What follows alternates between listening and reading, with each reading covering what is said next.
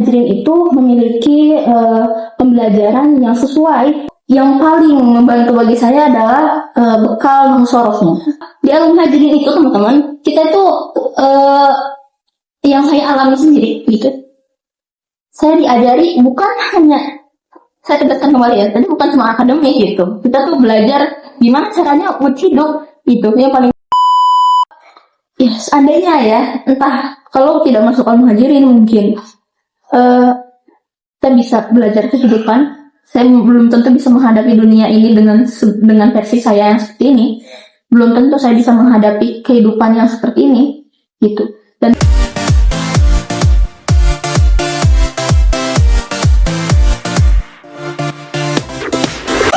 Assalamualaikum warahmatullahi wabarakatuh.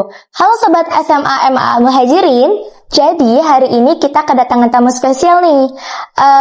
Beliau ini dulunya 6 tahun mondok di Al-Muhajirin, alumni dari Takhasus Kitab Takhasus Kitab Al-Muhajirin.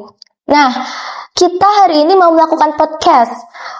Sebelum kita podcast, alangkah lebih baiknya kita perkenalan dulu gak sih sama hostnya.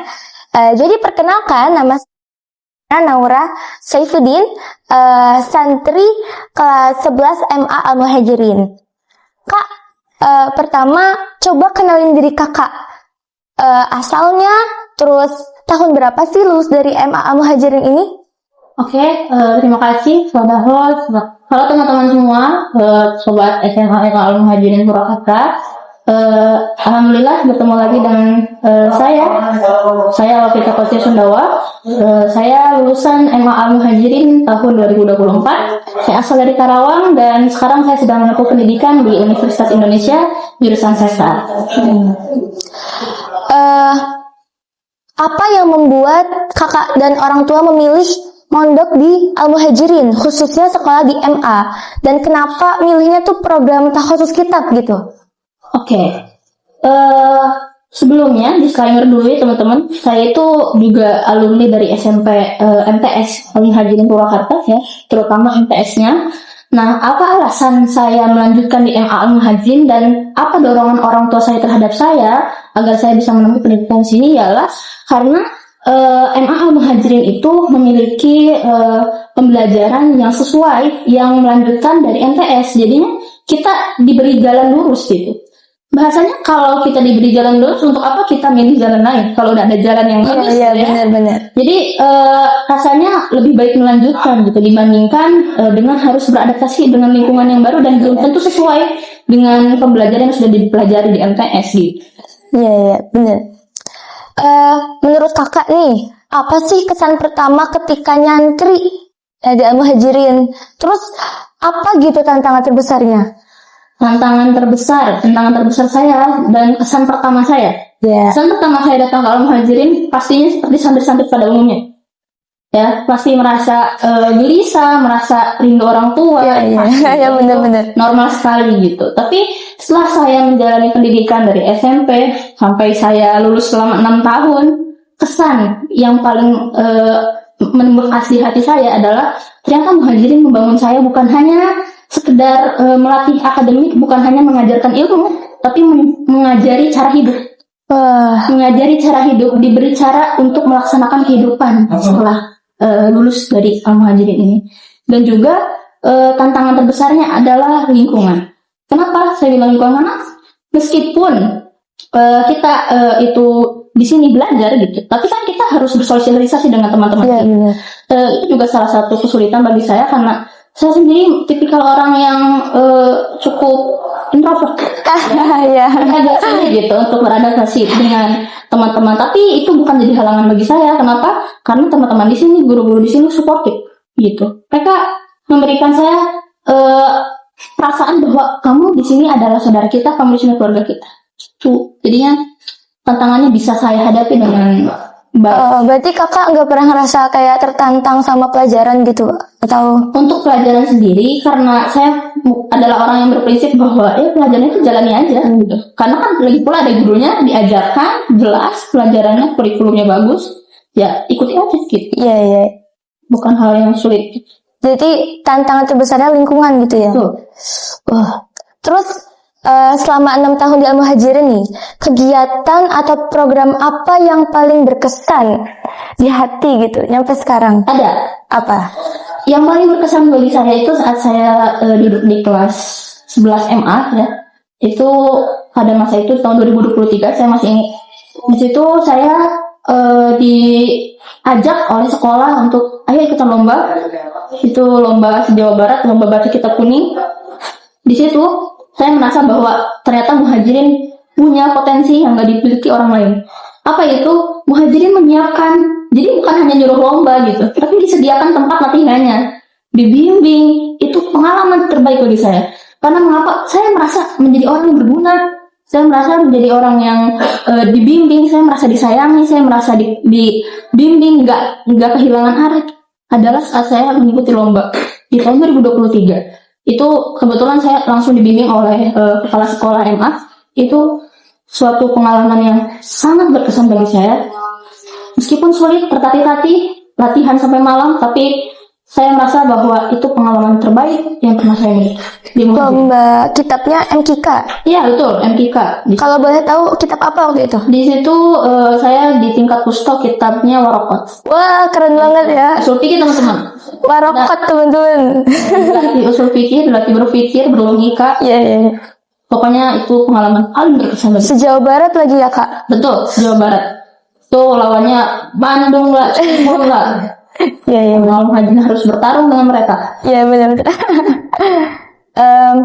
Terus nih Kak, apa sih pelajaran kehidupan yang Kakak dapat selama mondok? Bisa itu disiplin, tanggung jawab, atau manajemen waktu mungkin? Pasti, itu pasti. Kenapa? Di Al-Muhajirin itu teman-teman, kita itu yang saya alami sendiri gitu.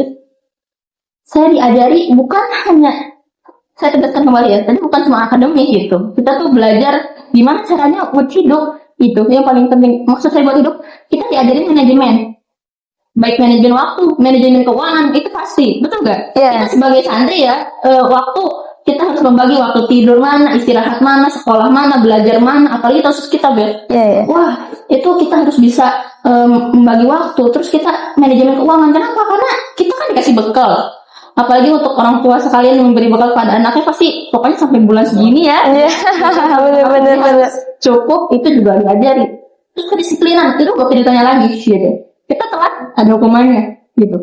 Dan yang paling saya suka, hukuman di Al-Muhajirin itu bukan bukan sesuatu yang tegas, bukan kepeloncoan, tapi hukuman gimana caranya anak ini bisa memperbaiki dirinya gitu. Hukuman itu yang mendidik. Itu yang paling saya suka. Meskipun selama ini ya, saya selama di Al-Muhajirin mungkin pernah ya ada pelanggaran 1-2, tapi saya mengambil ibrohnya dari segala hukuman, segala penegasan dari guru. Iya, benar. Itu kan sudah pasti. Ya, kayak lagian juga kayak nggak mungkin gak sih santri gak pernah ditakzir mungkin. Gak ada ya teman-teman. Pinter-pinternya, sebaik-baiknya pasti aja gak sih? Di Al-Muhajirin itu kita diajarkan untuk bermasyarakat. Iya benar. Jadi bukan hanya sekolah, bukan hanya belajar, kita diajari untuk gimana caranya saat kita nanti menghadapi masyarakat itu sama, karena kita hidup dengan manusia yang berbeda-beda. Iya benar. Satu kamar lagi, bukan lagi beda tetanggaan. Iya benar. Betul nggak? Iya benar banget. Banyak sekali pelajaran hidup yang saya dapat dari Al-Muhajirin. Terus selama 6 tahun nih, ada gak sih guru atau momen yang paling membekas terus berpengaruh nyampe sekarang gitu? Ada. Momen yang paling membekas dari guru atau dari teman-teman? Mungkin guru, teman-teman, dan mungkin saat saya di kasus kitab ya, itu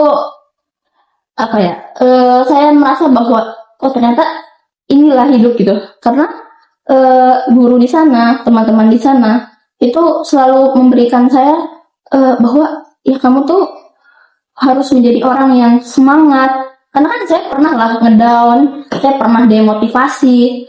Mereka tuh selalu ada gitu. Mereka selalu ada. Ya gitu.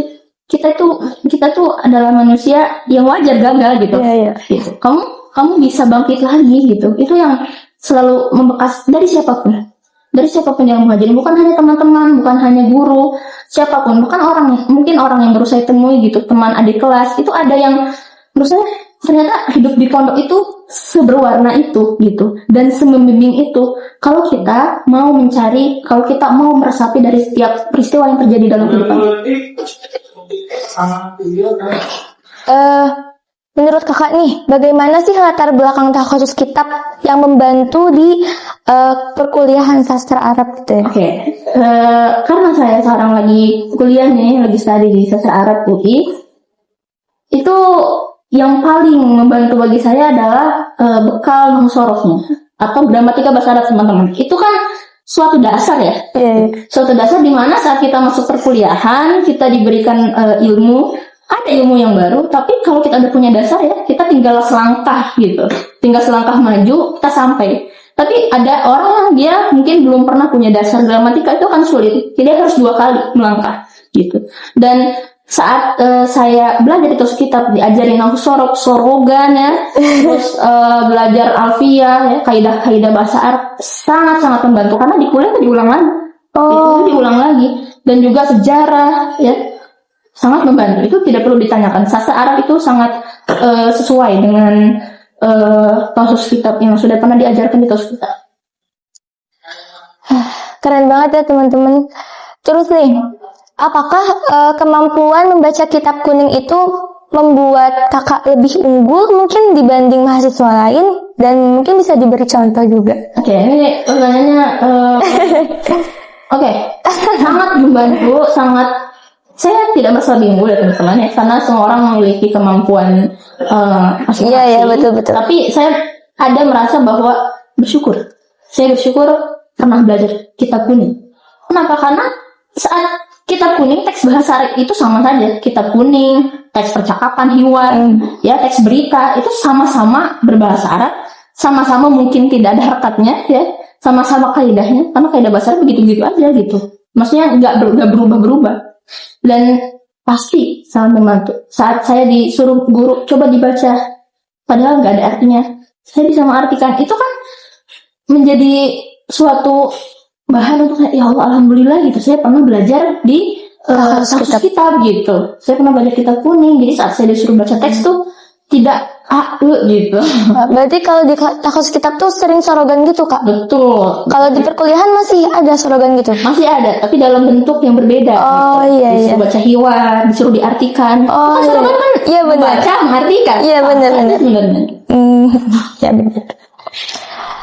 Terus nih kan udah bisa baca Arab gundul sebelumnya gitu ya? Ada, sering. Bahkan bukan dari teman-teman saja, tapi dari dosen. Itu yang paling membekas bagi saya. Teman-teman itu di kelas pernah ada yang bilang kayak, kayaknya kamu nggak usah belajar lagi, kamu gitu. Padahal banyak ilmu lain sebenarnya dalam perkuliahan itu kan, bahasa linguistik segala macam itu banyak sebenarnya. Cuma memang mereka melihat saya dari sisi atau dari sudut pandang bahwa oh kamu udah punya dasar gitu.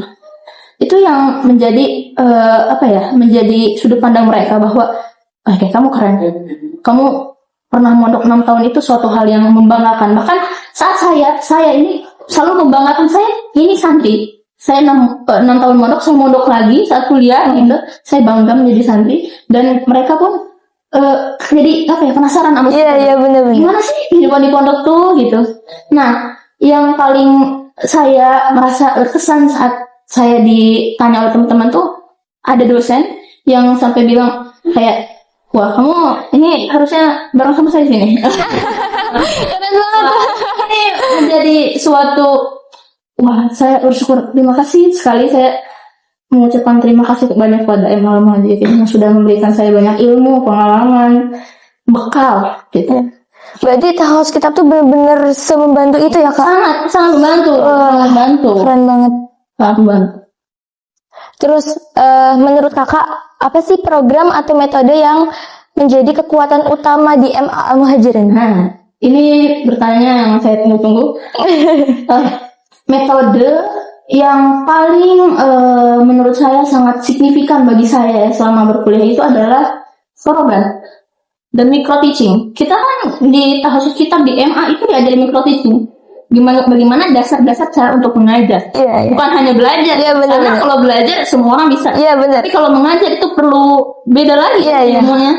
Kita diajarin micro teaching dan sorogan. Sorogan itu bukan cuma, jadi bukan pulang ngaji, pulang belajar dari guru, tutup kitab, enggak. Tapi kita murojaah, kita bareng nanya sama teman, ini kedudukannya apa ya, ini dibacanya apa ya, kok bisa kayak gini. Kadang-kadang ilmu banyak terbuka dengan sorogan, menurut saya. Jadi dua hal yang nggak boleh hilang dari tos kitab itu adalah sorogan dan micro teaching, dan ini yang menjadi keunggulan.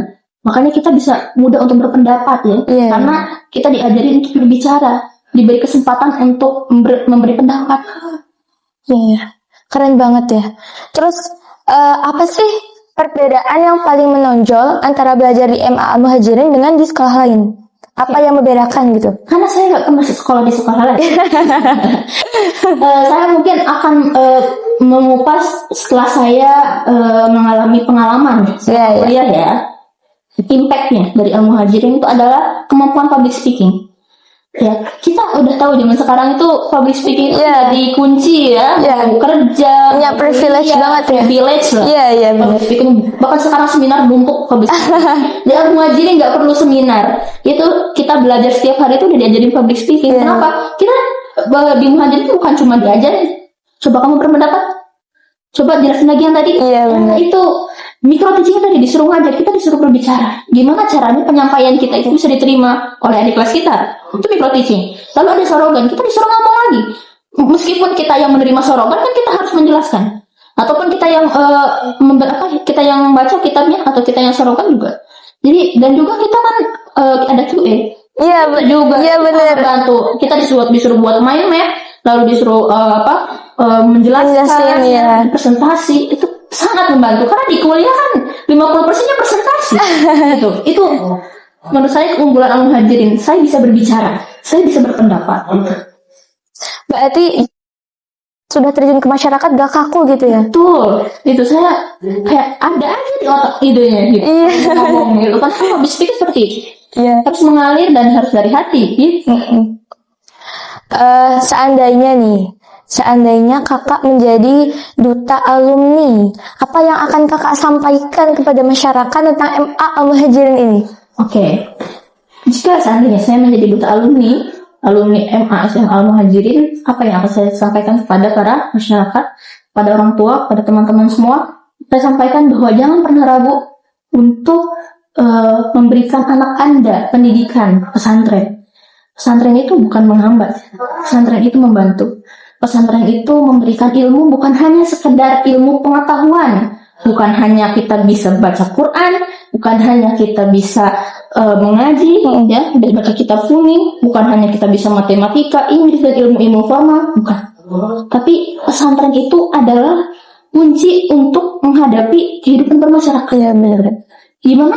Anda pasti ingin anak-anak Anda pasti ingin murid-murid atau para penerus bangsa itu memiliki mental seperti mentalnya para ulama. Iya. Iya, mental para ulama yang kuat hidup bermasyarakat, yang mampu maju, yang mampu berkreasi gitu, dan tidak takut gagal. Itu yang paling penting. Di pesantren diajarkan untuk tidak takut gagal.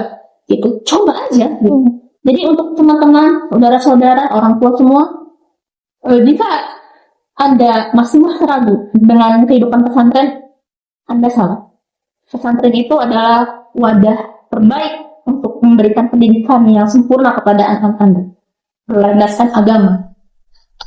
Ya karena mungkin banyak yang berpikiran kayak di pesantren tuh cuma agama doang gitu ya. Oh. Padahal salah gak sih? Itu adalah pemikiran Iya. yang pernah saya Iya benar-benar. yang pernah saya dengar Iya benar. selama saya kuliah. Bahkan di kuliah, anak-anak yang sudah pernah pesantren itu memiliki privilege lebih. Memiliki privilege lebih. Oh, kamu pernah pesantren? Berarti kamu berpengalaman dalam menghadapi masyarakat, Iya. kamu berpengalaman dalam menghadapi teman-teman, sehingga saat kita bersosialisasi dengan teman itu lebih mudah. Ya, bukan kaku justru, tapi lebih mudah karena sudah pernah merasakan Iya, benar, sama iya. teman-teman gitu. Itu adalah pikiran yang salah. Kenapa? Karena di pesantren kita diajari maju. Ya, kalau Anda masih bertanya buktinya apa? Saya buktinya. Saya menghadapi dunia yang cukup luas Iya. di Universitas Indonesia, dan saya bisa berbaur dengan mereka, saya bisa menjadi mereka, dan saya tetap memiliki prinsip yang sudah pernah ditanamkan di Al-Muhajirin, prinsip agama yang kuat. Selanjutnya, untuk adik-adik kelas 9 SMP atau MTS, menurut kakak nih, kenapa mereka harus mempertimbangkan untuk masuk ke MA Al-Muhajirin ini? Wah, harus banget. Harus banget. Gini teman-teman, kita itu kalau belajar itu harus melanjutkan. Kalau kita mulai lagi dengan langkah yang baru akan berat. Kalau kita naik gunung ya, kita buka jalur baru berat dibandingkan Iya, berat banget. naik gunung langsung yang udah Iya, jalurnya. iya benar. Ya seperti itu, kita Muhajirin udah memberi jalurnya, tinggal jalan aja gitu. Dan kalau teman-teman kelas 9 ini bertanya, apa prospek kerjanya? Iya benar. Apa kesempatannya, apa opportunity-nya Iya, yang iya. didapatkan dari belajar di MA Muhajirin? Banyak. Setelah saya masuk dunia kuliah, itu saya mengerti bahwa ternyata ya pesantren itu memberikan banyak banyak skill, banyak bekal untuk saya. Sehingga lulusannya itu ya bukan cuma jadi ustadzah saja. Kita itu tidak harus menjadi seorang kiai, ya. Tapi kita memang ada sesi ulama ya. Iya, benar-benar. Tapi ada sesi ulama itu bukan berarti semua santrinya kita jadi kiai, enggak. Tapi gimana caranya kita punya mental seperti para kiai, seperti para ulama. Itu yang ditekankan oleh Al-Muhajirin itu, gimana caranya santrinya itu punya mental seperti para ulama. Gitu. Jadi untuk teman-teman kelas 9 jangan ragu. Nanti kita jadi apa banyak? Diplomat bisa. Jadi konsulen bisa. Jadi penulis wah banyak. Ya. Jadi pengusaha gak usah ditanya ya. Bahkan ada yang masuk Kementerian Kesehatan. Wah, linjurnya jauh banget ya. Linjur bahasa itu Iya benar-benar. bahasa Arab ya. Kita kan belajar bahasa Arab. Iya benar. Itu kan Makanan pokok. Iya. Haji umroh sekarang prospek kerjanya Iya, banyak banget. Ayo udah sangat luas gitu. Nggak perlu ragu untuk masuk MA Al-Muhajirin teman-teman. Berarti jangan ragu ya. Betul, harus dipertimbangin lagi kalau misalkan masuk kan. Menurut kakak, apa pesan untuk mereka yang masih ragu mondok karena takut jauh dari orang tua atau tidak kuat? Oke. Buat yang takut jauh dari orang tua, kalian harus tahu bahwa rasa perih, rasa sakit, rasa hina saat belajar itu adalah kunci sukses. Kalau kalian mau sukses, itu harus dimulai dengan rasa sakit, harus dimulai dengan rasa sedih. Kenapa? Karena kalau kalian lihat orang-orang sukses yang ada di hidup sekarang, nggak ada masalah lagi mereka sakit. Iya benar. Meskipun dengan cara yang berbeda, Iya benar. kita kan jauh dari orang tua sakit. Maka kita akan menuai hasilnya, kita akan merasakan manfaatnya saat kita lulus. Kita diajari terbang. Teman-teman, kita harus sadar bahwa seekor burung itu melepaskan anaknya dari sangkar, diterbangkan dari atas tebing tanpa pelindung, belum bisa terbang, disuruh bisa terbang. Sama seperti anak-anak yang masuk pondok pesantren. Anak-anak yang masuk pondok pesantren, gimana caranya kamu belajar hidup? Bukan jahat orang tua yang masukin anak pesantren itu. Itu bagus justru. Menurut kakak, apa yang bisa kakak katakan untuk meyakinkan para orang tua nih bahwa pondok itu bukan penghambat loh, tapi justru mempercepat kemajuan anak? Oke. Ini mungkin yang masih banyak dibahas ya. Kalau dari lulusan MA bisa nggak sih masuk negeri? Iya, benar-benar. Nggak sih keluar negeri? Sangat bisa, sangat bisa. Dari angkatan saya ke Mesir ada. Dari MA Muhajirin itu teman-teman, ke Universitas Brawijaya jurusan sastra Inggris. Wah, saya sendiri ke Universitas Indonesia juga ada yang kemarin baru masuk tuh jurusan administrasi fiskal, ya banyak. Ada yang masuk jurusan matematika di UPI. Macam-macam ya kak berarti. Tidak menutup kemungkinan saat Anda berusaha, saat Anda memiliki keinginan, itu semuanya bisa dilakukan gitu. Dan MA Muhajirin itu bukan memaksa Anda, kamu harus bisa bahasa Arab, kamu harus masuknya ini. Kamu ingin menjadi apa? Kami sediakan. Itu MA Muhajirin. Kamu ingin jadi apa? Kami sediakan. Jadi itu teman-teman, kita harus mempertimbangkan kembali. MA itu bagus sekali. Terus kakak pernah gak sih ngerasa ada momen dimana kakak tuh bersyukur banget pernah mondok di sini di Al-Muhajirin? Ya, sebenarnya dari tadi saya berbicara itu adalah syukur sepertinya ya. Saya udah lama di Al-Muhajirin.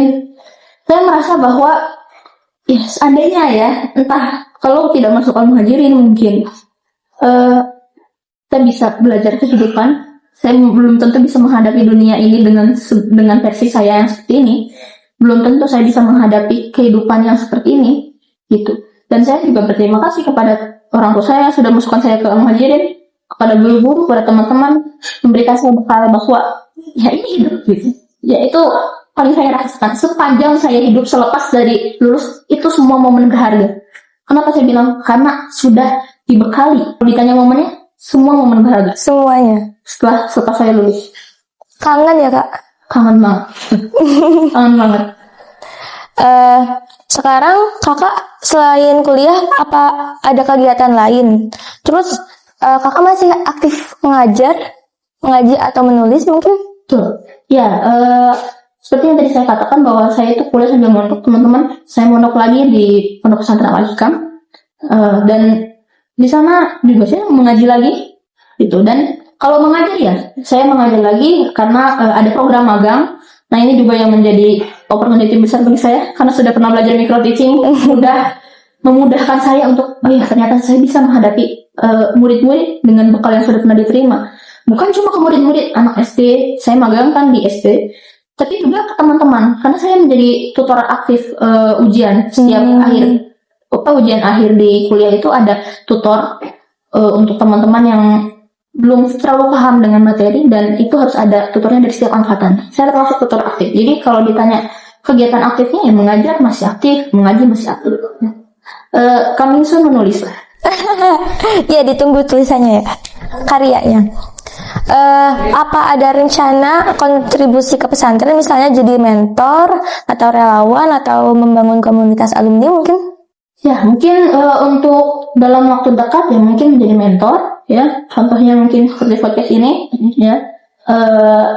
Saya ingin mencoba bertahan untuk Muhajirin, dan untuk langkah ke depan adalah saya ingin fokus belajar dulu kuliah agar saya bisa membuktikan bahwa ilmu yang pernah dibawa yang pernah diberi Al-Muhajirin itu bermanfaat gitu. Ya, untuk yang dalam waktu terdekat mungkin hanya mentor. Minta berbagi kisah, berbagi pengalaman dengan teman-teman. Kalau bisa memutar waktu nih, apa yang ingin Kakak lakukan lebih maksimal ketika masih mondok di pesantren? Belajar. Karena rasanya belajar itu nggak pernah puas gitu. Mencari ilmu itu kan nggak boleh puas ya, harus terus haus gitu. Iya benar. Tapi itu yang saya nggak menyesal, tapi saya merasa kurang gitu. Kalau saya bisa lebih maksimal di sini, mungkin saya bisa menjadi ini gitu. Ada 1-2 pikiran saya bahwa wah kenapa ya saat saya mondok di Al-Muhajirin saya nggak maksimal di sini gitu. Ada beberapa penyesalan, tapi lebih banyaknya penyesalan dalam belajar dan menghafal. Oke, terus yang terakhir nih, apa satu kalimat motivasi yang ingin Kakak sampaikan ke seluruh calon santri dan wali santri? Satu kalimat aja ya. Ya. Ini agak sarkas, tapi sarkasnya membimbing. Iya. Fasbir li jahlika in jafauta mu'alim. Bersabarlah dengan kebodohan jika jauh dari ulama. Ya, maka teman-teman semua yang mendengarkan podcast ini ya, kalau kita mau menjadi seorang yang berilmu, kalau kita mau menjadi orang yang memiliki impact besar bagi masyarakat, bagi keluarga, ya kita menjadi orang sukses adalah kita harus dekat dengan guru. Karena pendidikan itu adalah segalanya. Kemajuan peradaban itu yang berasal dari pendidikan. Sudah dibuktikan sejak zaman dulu. Ya, Islam itu maju karena pendidikan, itu juga Barat bisa maju juga karena pendidikan. Ya. Jadi udah ya Kak. Ya, begitulah mungkin podcast Begitu. yang bisa saya berbagi ya, dengan teman-teman MA, dengan teman-teman calon santri, dengan orang tua yang bisa saya berikan. Semoga menjadi pelajaran baik untuk teman-teman. Jadi pokoknya intinya masuk MA tuh gak akan buat kalian Susah. iya. MA itu adalah wadah terbaik. Jangan banget teman-teman. Kalian Udah ada contohnya. kalian gak akan kalah dengan SMA, kalian gak akan kalah dengan sekolah negeri, ya. Zaman sekarang itu yang dicari itu bukan nama sekolahnya, tapi skill ya. Kualitasnya. Dan MA itu memberikan skill. Itu. Ya mungkin cukup sekian kali ya podcast kita. Mungkin kita bisa ketemu kapan-kapan lagi ya Kak. Ya. Terima kasih sudah mengundang. Iya, terima kasih juga sudah mendengarkan. dengan saya Lukiana dan Saya Lovita Pasya Sundawa. kami pamit undur diri. Wassalamualaikum Wassalamualaikum warahmatullahi wabarakatuh.